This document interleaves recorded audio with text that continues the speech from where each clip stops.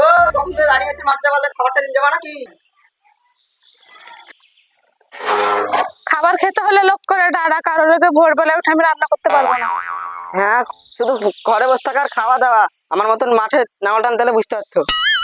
এই তুই আমাকে খাবার খোটা দিলি, আমি সারাদিন খাই আর শুয়ে থাকি? ও মা গো, তুমি আমাকে কোন ছেলের হাতে তুলে দিলে গো? সারা জিনিস আবার নাটক শুরু করেছে রে। এই, আমি নাটক করি? প্রতিদিন সকালে উঠে তোর সব কাজ করে দিই, তুই আমাকে খাবার খোটা দিলি, তোর ভাত আমি খাবো না। আজকে আমি মায়ের বাড়ি চলে যাবো। যা যা চলে যা, তুই যেখানে পারিস সেখানে চলে যা। তুই বাড়ি থেকে বেরোলে বাড়িটা শান্তি থাকবে। যা চলে যা। এই ছোট লোক, আমি বাড়ি থেকে বেরোলে তোর খুব ভালো হবে যে আমি তোর বাড়ি থেকে যাবো না, এই ঘরে থাকবো, তোর হাড় মাছ জ্বলিয়ে খাবো। যাবি না তো আমি ভালো করে জানি, সারা জীবন থাকবি আমার হার মাছ অনেক খাবি।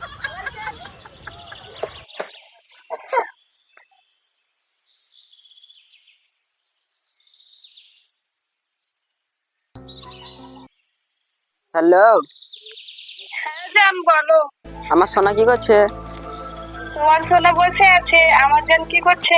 এই যে কলেজের ক্যান্টিনে বসে আছি।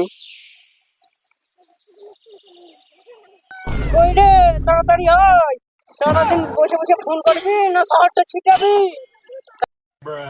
এই তোমাকে যে সাহা ছিটানোর কথা বলছে। না না না, স্যারে ডাকছে ক্লাস করতে। যাও ক্লাসটা করে এসো, যাও। ঠিক আছে।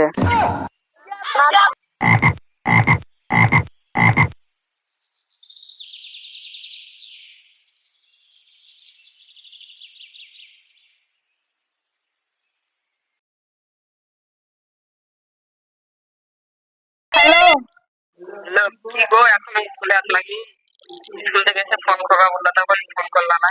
তুমি তো সবই জানো, বলো বাড়িতে বাবা মা সবাই থেকে, কি করে ফোন করব বলো? সেই স্কুলে ফাঁকা টাইমে একটু কথা বলতে পাই। জানো, তোমার সাথে ফোনে কথা না বললে আমার একটু ভালো লাগে না, জানো, একটু ছটফট ছটফট করে।